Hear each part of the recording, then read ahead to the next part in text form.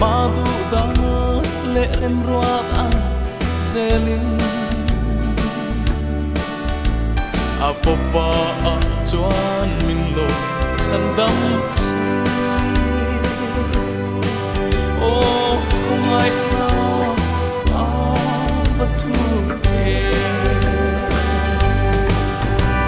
mi sim thil ti te hi chin sia la lal pa tu nghe chan dam ni yang le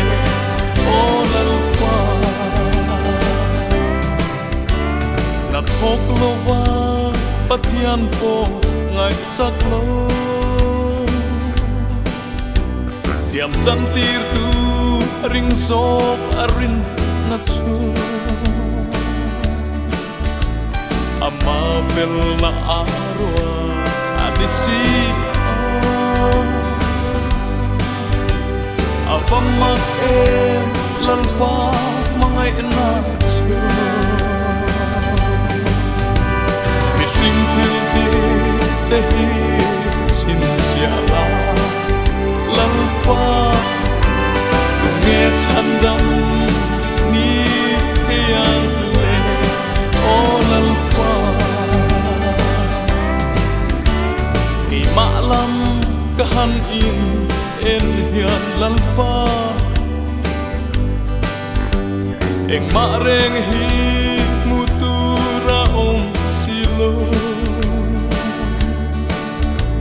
ma se krista lam cho ka thile cho mi fel fam ki ma min lo pom le si mi sim thil ni te hi chin sia la lal pa tu nghe chan dam ni yang le o lal pa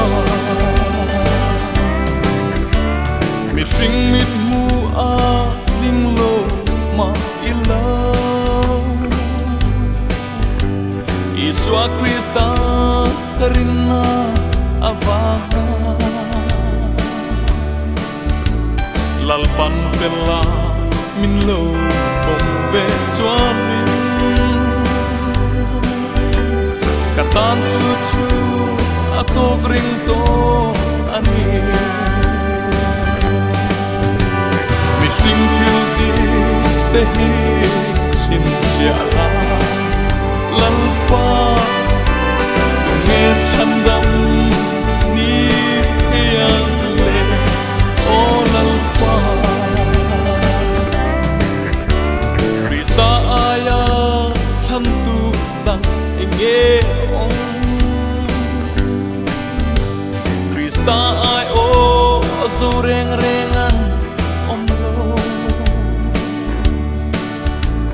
aman min khan to zo na avang ama zo chu ka ring lo